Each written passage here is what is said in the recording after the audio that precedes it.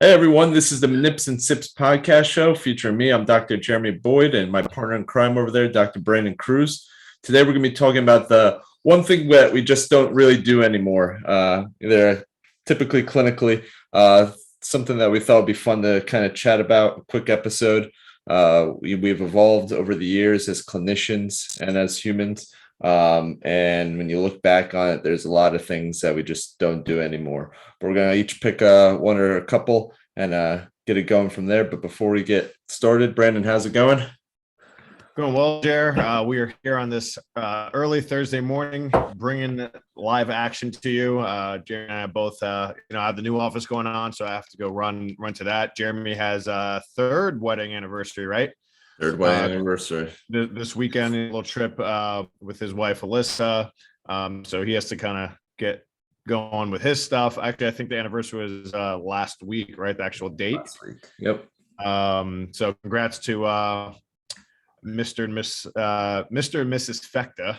Yep. Fecta fam there. A little shout out to you guys there. But yeah, so I think we have our main one, and this is probably going to go into a little tangent, maybe to 2, 3, 4 other things that we don't do or subscribe to anymore or as much. So yeah, that's what we got. Before we do that, let's go into our traditional drinks. And what do you got over there, man?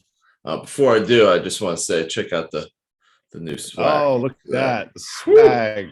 How to get it going. That's crisp. That's crisp. Yeah. It's a good snug fit. I'm feeling more intellectual and athletic at the same time. I can't There you go. It's perfect. Awesome. I'll ruin it with this beer, but working on that. Yeah. Bad bod. Once you hit that third year marker, you can just start progressing towards that. But, yeah, there. They can't leave you at that point, right? I'm gonna go. My breakfast beer today is Loose Boots Apres IPA, which is a session IPA from Roadhouse Brewing in Wyoming, USA. This is another one of my Beer of the Month Club ones. I've been saving this one because this was rather delicious when I first had it. Pairs well with tired legs, loaded nachos, and slopside live music, if anybody wants to know. So I'll give that a crack. Drink it out of my king cup because it's good to be king. So nice. What about you, Brandon? Where'd you get that cup from? That was you know what? This was either a engagement or wedding present I got from Alyssa's cousins, Pat and Brand and his girlfriend Brandy. They sent these cups over, so she had like a queen beer cup, which was more the tulip style, and then I got the king one. Nice. So I definitely put mine more to use than she does. So thank you there, Pat. I doubt you listen to this, but my man. I'm rocking the Herradura tequila that I've rocked before on this show. Engraved there to Dr. Cruz. Thanks for all your help, Frank. Franklin, one of our interns earlier this year. Great guy. I think he just finished his internship, studying for his boards right now. So we'll pour that off. Just on the rocks, just a touch today because it is 8:30 in the morning. I'm all about breakfast beers, but breakfast tequila, that's I guess that's the trouble you get into when you pick liquor to do the show with. Yeah. I've been meaning to, and I just need to stop being lazy, I guess. I want to make like some drink for the show, like bourbon drink or whiskey drink or something like this, not just on the rocks. Add a little flavor to it, you know what I'm saying? So I need to look up some drink recipes and buy the ingredients, and I've just kept putting it off. So I need to do it. I figure if I stay on the show and make it known, then I'll get called out if I don't do it. So my way of being accountable there. I also do have 2 beers I want to talk about, but I'm saving those for different episodes. One, especially when it gets colder. The other one, I have 4 of them I want to give to you, at least one of them, because you're the beer connoisseur. But I guess, we're seeing each other in a couple weeks anyway for some courses we have going on. So I'll drop it off there. When I see you. Anyway, so Cheers. Cheers. And well, before we get going, what's your rating?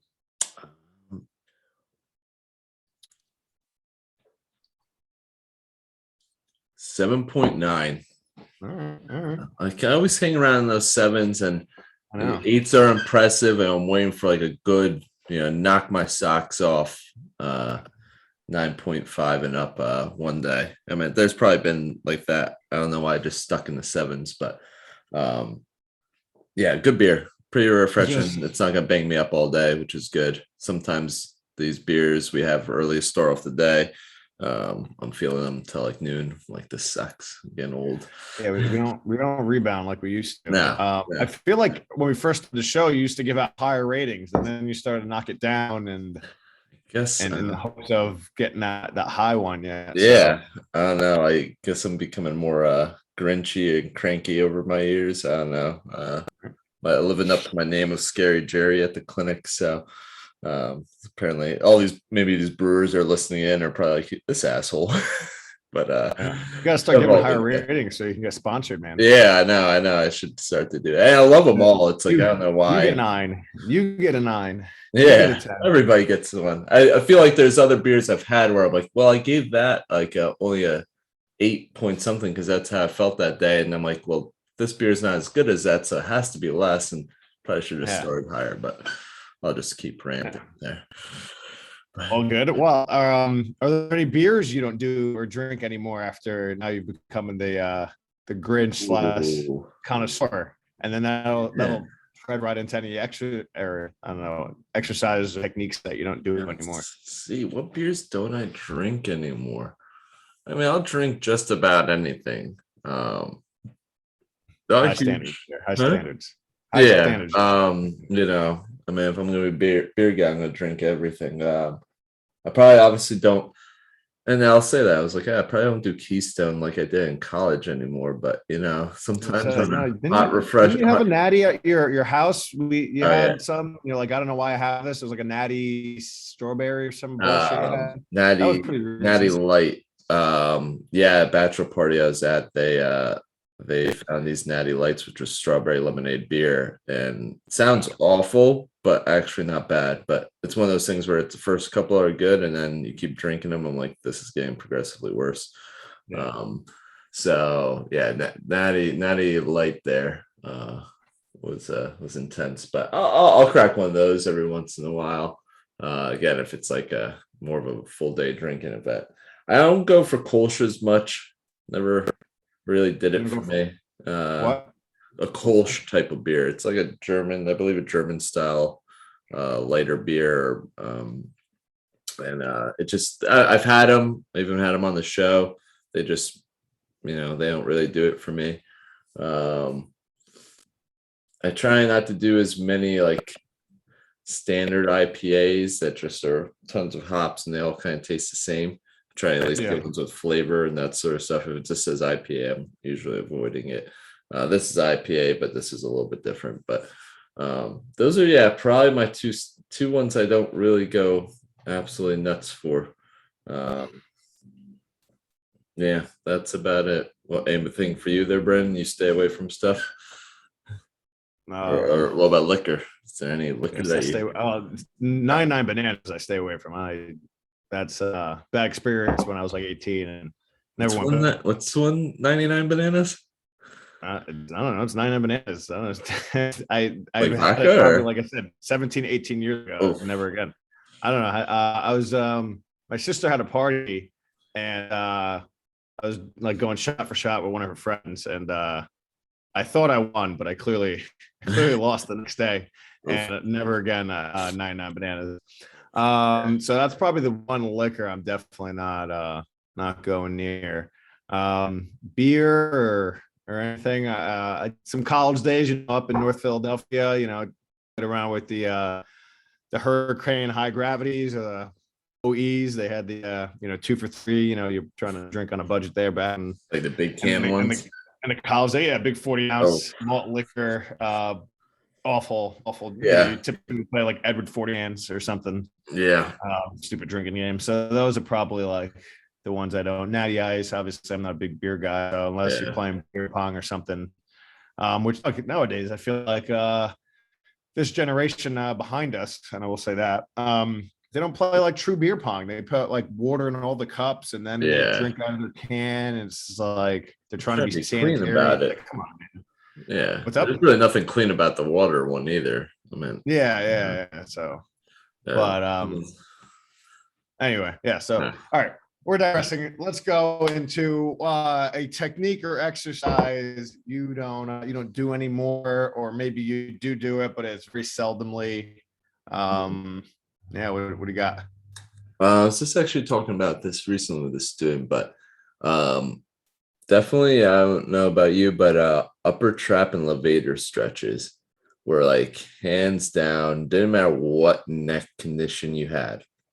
Whiplash, headaches, concussion, anything, cervical radiculopathy, anything anywhere near that neck, I was making you do upper traps and levator stretches, as Brandon just so kindly demonstrated, to both sides, everybody. 30-second hold, 3 times, 5 times. Do this all day, and it wasn't until probably residency, where I think it was I can't remember if it was Bill or Scott. I want to say it was Bill, or someone challenged it. Was this like, are you doing it both sides? It's like, yeah, tight on both sides, and start kind of picking me apart of like, well, if it's tight both sides, it's really tight at all. And just he was mentioning it's not efficacious at all. These stretches, I don't know where they came from or anything like that.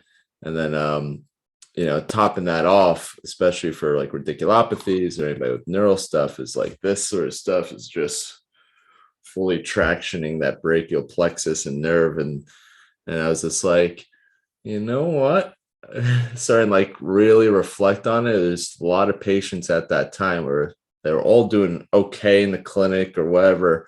And then when they go home, they'd come back and they're lit up. And it was just like, huh. And really started like really reflecting on things. I'm like, do these exercises, have they really ever helped? Has anyone ever been like, that this was a really good one or anything like that? So through that process, just eliminated them. And I don't think I prescribed one of those in probably 6-7 years at this point. And my outcomes are definitely much better than what they were. They're still in the toolbox, but definitely some dust and rust on it. But yeah, that's me. Maybe it's the thing you give your patient to do at home when they really want something, and it's like, all right, just do that at home just for at least I can see the appeal to it, because if you're feeling tight in this area and just stretching it in that area and they can feel it in that area, I can see like the psychological or mental benefit to that. It's like, well, it's right here. I go like this, I feel it there. And as long as they don't, regress or symptoms become worse, it's a legitimate exercise. I kind of weeded it out to a degree, but everyone likes that stretch. They hold on to the chair and like this. Like my hand's going numb. Like, oh, whoops. Go harder or ease up on it. Right? Yeah. 15 seconds only though. Yeah. Just a threshold, right? Just your threshold. I'd say mine, and I think this comes, both of our evolutions comes from realizing what is truly causing the pain or dysfunction instead of just treating the site, which is, your upper traps are tight or you feel pain there. Is it really that? Or is it stemming from somewhere else? And we've talked about that in episodes. Yeah. I'd say mine is it's kind of a clustered group. ART.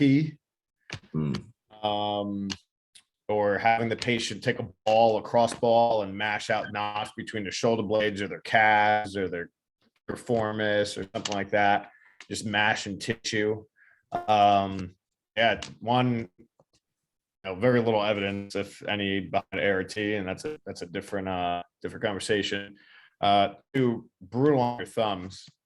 I don't know how clinicians, continue doing that and, have the argument, oh, well, you're doing it wrong. You got to do it this way. Like, no, it sucks on your Yeah. knees. Patients at best are getting short-term relief and then they're coming back with the same stuff. So again, what are you really doing if every time they come in, you have to do the exact same thing? And sometimes it's even harder because if you actually look at the pain gate theory, your body just gets a new threshold of pressure tolerance, and so it's not that they're getting better; it's that you just they're adapting to that stimuli. And again, if they have a knot somewhere that's reoccurring, well, what else is going on? Is it referred pain? Is it neurodynamics? Is it a joint restriction? Is it something like that? So I've definitely gotten away from anything like that. Now, do you use the foam roll to help with mobility drills, extensions, rotations, or of the like of the spine, or even lower extremities or something like that. But straight up tissue mashing, very few and far between. If it's something that the patient likes to do and wants, cool, do it. But I have them, spend very little time. You don't need to spend 45 minutes rolling every part of your body.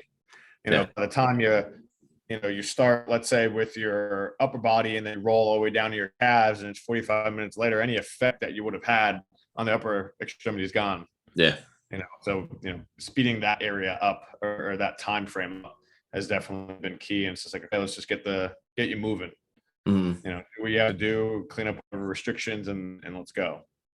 So and I'm sure we have a couple others. We could dive into those, but I'd say this ART, whatever else. Sammy's, remember that episode? Sammy's. Yeah, those are senior ass massages. If people haven't listened, you should go back to that episode. Me and this elbow, the Egyptian elbow, was raining terror on people. The people's elbow right there, and right in the tushes. And we're both big critics. I'm probably more boisterous. Adam Minkins, right? But I will give credit where credit's due. He has a couple funny posts. I think he just released part 2 of I'm allergic, and he's like, bullshit. And it shows like a bunch of random bullshit interventions or treatments. And that's one of them. ART, you're just pressing on area, stretching, things like that. Another one I don't subscribe to is PRI, breathing into a balloon at 90-90 and rotating your pelvis, all this other bullshit. That's a good post. Like, there's a lot of BS out there, and there's the hot new shiny toy or intervention or treatment that clinicians get sucked into. They have very little thought process to them. And you try and do on every patient, and some patients may get better, but largely, what are you really doing? You're just trying to, fit a square peg into a round hole. So, yeah, there's a lot of things. Telekinesio taping. That's another one that I haven't really done so much. I'll still do McConnell style taping. There's a lot. There's always a new flavor of the month in therapy, and when you break it down, it's the classics that win over and over, have prevailed over the generations of therapy, exercise, education, and manual therapy. So yeah, I agree. I've played around with all these things. Again, they're all still in my toolbox. But they're very infrequently used. Probably only time where I do utilize these things is when a patient expresses that they believe it's going to help them. In that case, I'll bite the bullet and do it. And even in those cases, I would say it's probably like 50-50 where a patient's like, yeah, that really helped. Like, great. All right. So I just kind of appease what your expectations. And other times it was just like, meh. I was like, okay, great. Do we have to keep doing that? Which is luckily why I don't have ultrasound in the clinic. So I can always just not entertain that at all.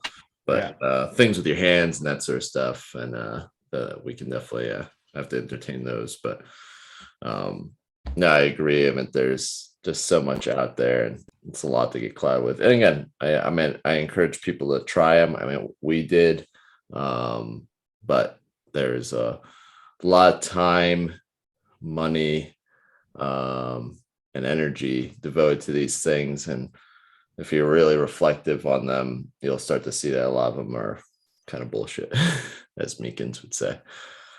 But, yeah, even ASTIM, instrument assisted soft tissue massage, have it, seldomly use it anymore. Maybe I'll try my other stuff first, and if things are not working, maybe I'll go to it. Like you said, if patients request it, yep. Research evidence has shown, if a patient believes something, whether it's placebo or not, if it's going to work, great. And there's no harm in spending 5 minutes of your hour session or whatever, I'd say hour, it's typically hour, maybe even half an hour. You spend 5 minutes doing something that they want, and you're meeting them halfway, and then you do the rest 5 minutes or 50 minutes of what you want to do or what you feel needs to get done, joint-based stuff, manual therapy, education, neuromuscular education, exercise, whatever the case may be. And you throw 5 minutes in of ASTIM or cupping or ultrasound because it's what the patient wants, and cool. And if you have it, I'm with you. I don't have ultrasound, so I can't bend to that one, and I say sorry, you don't have it, and trying to educate them. That's a thing of the past, but even things like STEM. We have the little portable ones. If a patient really wants it, we'll talk to a rep and get it for them at home. But I'm not wasting 10 minutes in of our clinic time, which is precious as it is, to do STEM when you can do it at home. Or ice and heat. Even like we have ice, some patients get it in our clinic, not gonna lie, it's if they want it, but it's after we've done everything, and cool, go in the corner and sit on your ice. If not, you can do it at home. Yeah. But I'm not basing our treatments around it.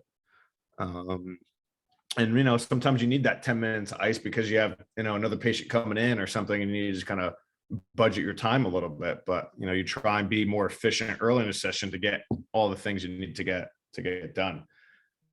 Yeah. My rule of thumb is if you want ice or heat, it's going to be after we've done all our work.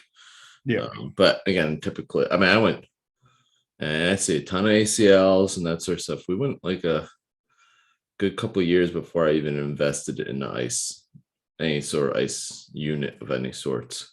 And again, I haven't seen too much of a change in any outcomes of any sorts. No one's delayed or missing marks or anything like that. So like these more low value things, if you really start doing like critiquing yourself, you're really not going to see too much of a change. It's like they're just there. They're really just fillers. I used to, that was one of my earlier mentoring or getting mentored at my first place, which was terrible. It was high volume and that sort of stuff. And my mentorship was literally a checklist. And they're like, did you do this? Did you do that? Did you do this? Did you do that? And I was like, okay, great. And then talked about hot packs and ice packs and STEM and that sort of stuff. And the guy was legitimately saying like, oh, these are clock killers. Just do them when you have a bunch of patients. So you set up the first couple on it and then you're working with someone else. And that's pretty much what it was. So that's always been in my mindset. I was like, this is just there to waste time. Yeah. When I'm too busy and it can't be spread amongst 4 or 5 people.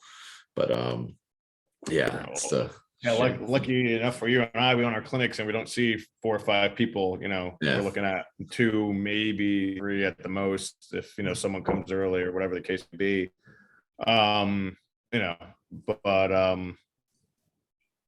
Another one would be retrograde massage, and you talked about Bill challenging you. Scott challenged me on this aspect. I think actually our classmate Cheryl was talking about it, how she does retrograde massage, and I did it too at the time, a year out. Someone has post-op swelling, you're doing retrograde massage. But I remember she had a post, and he's like, what are we really doing with retrograde massage? Do we need to be spending 20 or 30 minutes on retrograde massage? Are you actually creating the changes that you think you are? Are there better ways to create those changes, such as active movement, creating a muscle pump, getting blood flow going, and that lymphatic system and the circulation system in general getting them on the bike is going to be better. Yeah. I don't even have an arm bike. That's another useless thing. I have an assault bike, and you want to move your arms while you're going and pedaling, and you're moving all four limbs. It's and guess what? taxing. That gets the heart rate going. That gets things moving around. That gets fluid mushed out. You know, whether it's swelling or just synovial fluid, joint fluid. You know, let's move our patient that way. Oh yeah. If I've ever had anyone come close to throwing up on anything, it's that damn assault bike. But I'll tell you a good story about retrograde because it happened recently for me. I have let's say he's like a mentor and a almost a second father to me in my clinic. He was at our wedding or my wedding, did some reading for it. And he got total knee replacement and that sort of stuff.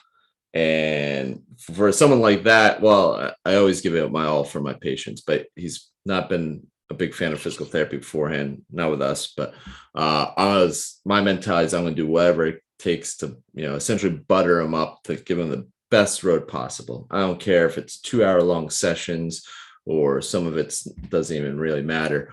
But it came down to swelling and total knees, which I don't get to see as much as I used to.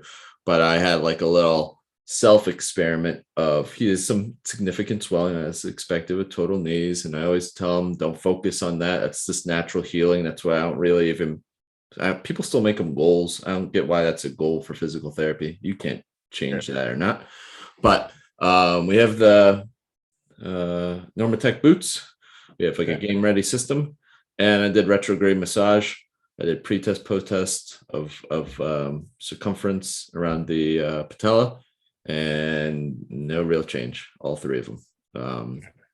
I think I would say he's pitting. Did you do range of motion testing as well? Yeah, and some flexion got better and that sort of stuff. But again, how much it cost and that sort of stuff, and also you know, kind of just spend more time doing some joint techniques or other sort of things. You know, it takes a while for those sort of things to you know, to do them. I mean, Normatec's 10 minutes. The, you know, same with game ready systems, at least. Yeah, it's like 3K right there and systems alone. Retrograde. And I did them not all at once, but I was just testing it out again for my own playing around. And I still like to stick around and screw around with things. But yeah, no significant change. Now, if he reported like that felt really good or that was really helpful, great, I would continue it. But I would just go pull out the measurements. I was like, did it help?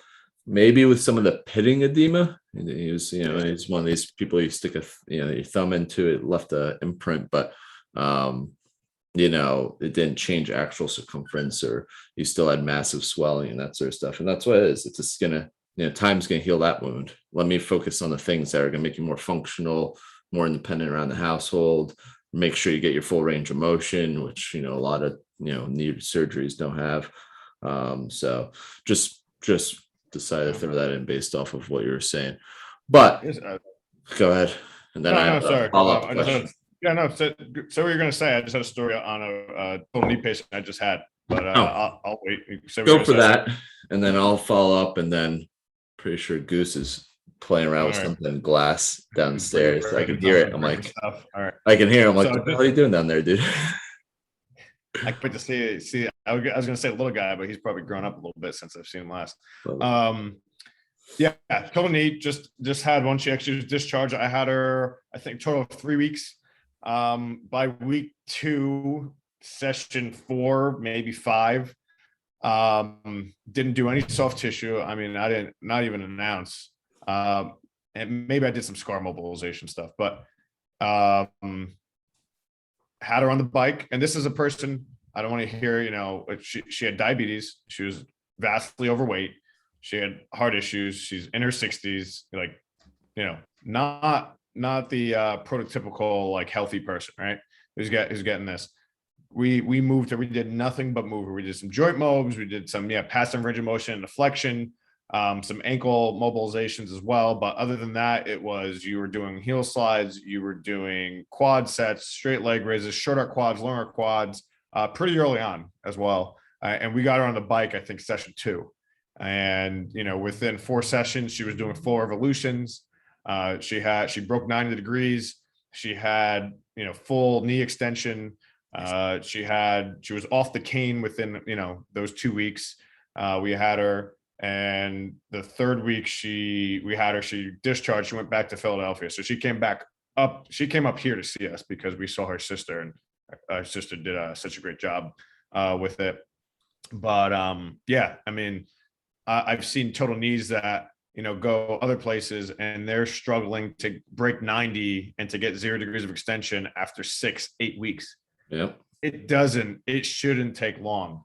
Yes, is it uncomfortable to get a full revolution, but that swelling, once we started to get that knee going around, even in reverse, not even a forward revolution, always reverse, that swelling left pretty quickly.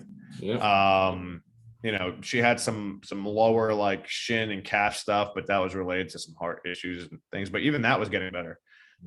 It's movement, getting those muscles to contract, getting that heart pumping, getting that circulation going, doing some joint-based stuff. You don't have to 20 minutes doing soft tissue massage, retrograde massage. You're being inefficient. You're leading to poor outcomes. You're leading to frustration on the patient's end and your end. And then that's leading to burnt out or lack of passion because you don't know what you're doing or how to treat. And therefore you're defeated. There's no pleasure in what you're doing. Why would you have pleasure in being a PT when your patients aren't getting better?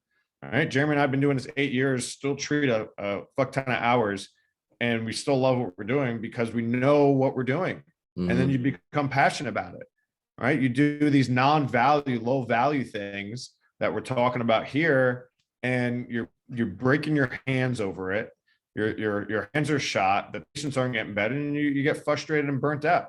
That's where burnout comes from. Yeah, I think the biggest burnout is like when patients don't get better, and we came into this profession to make people better, and whether productivity demands or just lack of upping our game in a sense, I think that's what leads to the most burnout, because that's such a nut shot. Even me, I'll have my little patients here and there. And thankfully it's a lot less than they used to be, but you get your tough patients and, I'm like, what the fuck? And, I have to think about things. And now it's like more of a challenge and fun for me.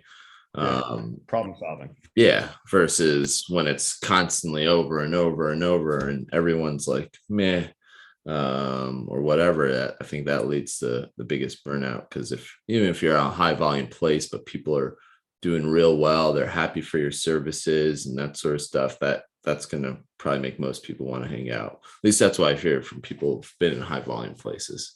And so, it requires us to up our game, because let's face it, the world is rapidly evolving in a sense where we will become, a practice where we do see more patients if we're in the insurance-based realm.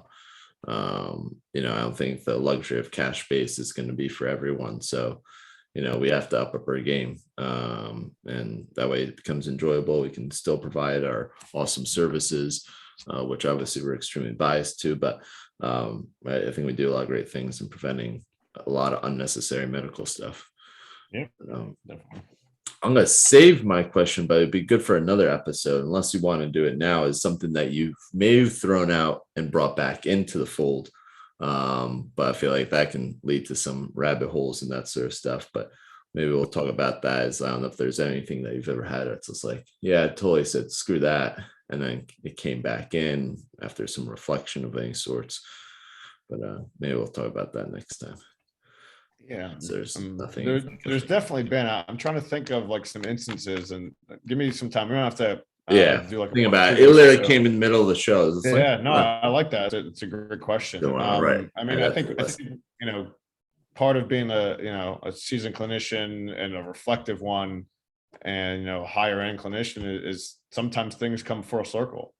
We've definitely talked about not doing things to challenge other aspects of our game. I know like dry needling was one, where before it got taken away because of a stupid law, I was doing it on like everyone, overdoing it definitely.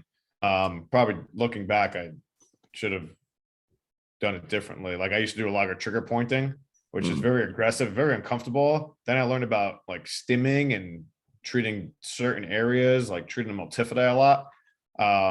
It's game changer, way better than the piston I used to do. But there was a period of time I stopped dry needling. There's a period of time I even stopped manipulating patients. I was like, I need to be able to treat without having this stuff. Whether it's utilizing UPAs, mulligan movements, more exercise, better education, better communication skills to my patient, opening the game to neurodynamics, instead of just trying to manipulate every single person that came through, or dry needling, which early on in my career, my first year out, that's what I was just manip and dry needling. And I come back to it, I'm like, all right, well, now I can do this effectively into the appropriate patients. So that's kind of come full circle. So I guess I just kind of answered your question there, but man, I guess answer your side of it. Oh, I mean, yeah, if you want to go full depth into it, yeah, I agree.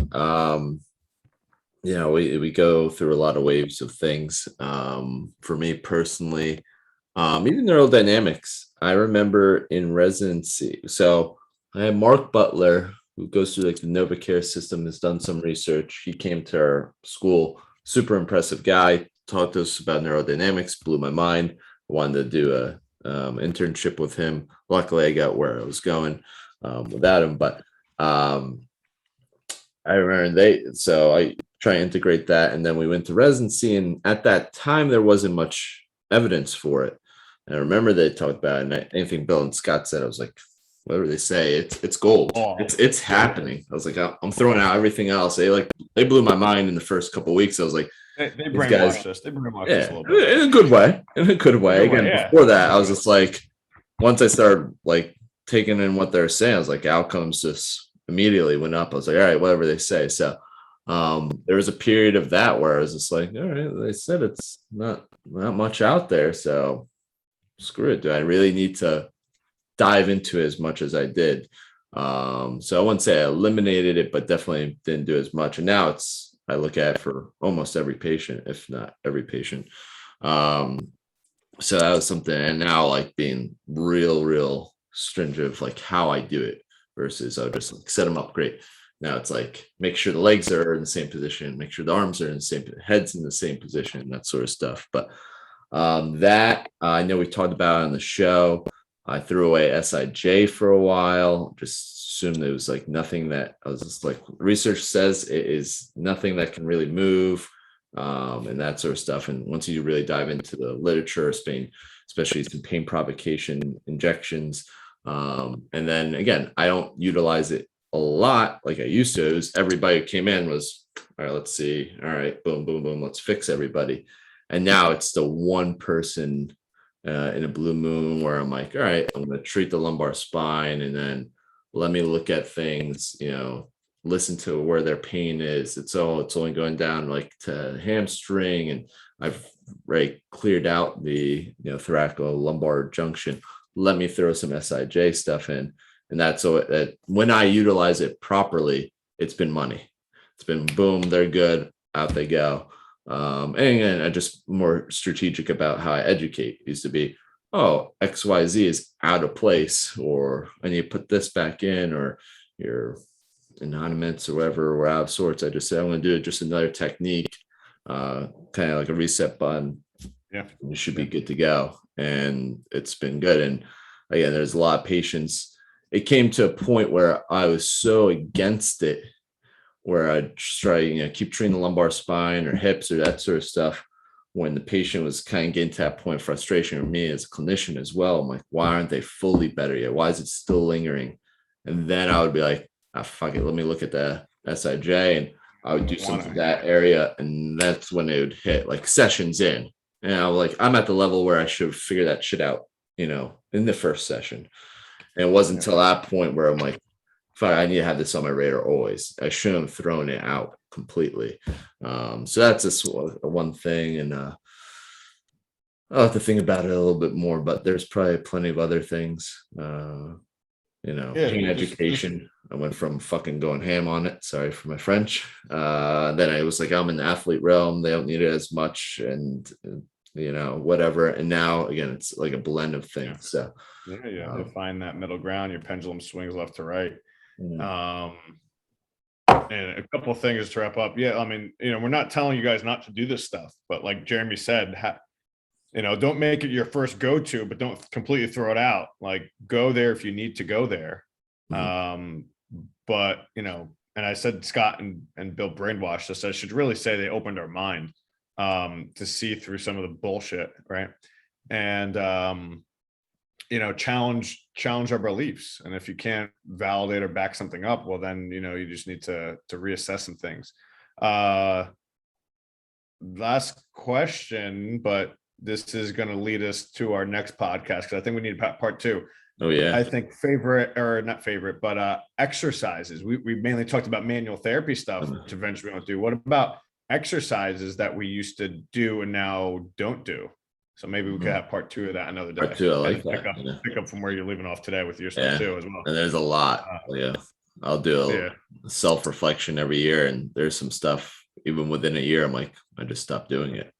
So that's one I've definitely gone, you fall in love with an exercise, you stop doing it, you get rid of it, and then you come back to it and you're like, oh, you know what, there was some stuff with this. But before we get carried away with that, let's end it. I think Goose is breaking some stuff down there, so. It went from a lot of noise to silence. I'm a little concerned. That's not good. But awesome episode. Any closing thoughts there? Our usual stuff. I know this podcast is not going to come out for a couple weeks from this actual date, but just in general, check out our website on IOSMT. Jeremy's rocking the shirt. We have a bunch of courses rounding out the end of the year here. We're now in the end of September as we currently speak. So by the time this comes out, early mid-October, CEUs, especially in New Jersey, are due at the end of January. So if you need some courses, definitely take some courses that are going to challenge you, improve your skill set, make your life as a treating clinician easier. Don't just take any course just to take it. So I'll wrap up with that.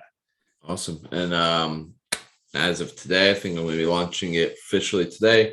The Rehab Coaches will be launched, which is some business mentoring for our clinical experts, for those individuals who kind of think like us or pushing themselves, but kind of want to get into more of the business side of things, ownership, or even anything entrepreneurial related. We've gone into teaching, online, businesses, and your, brick and mortar PT practices. So we can give some mentoring there. So that should be launched by today. And that's about it.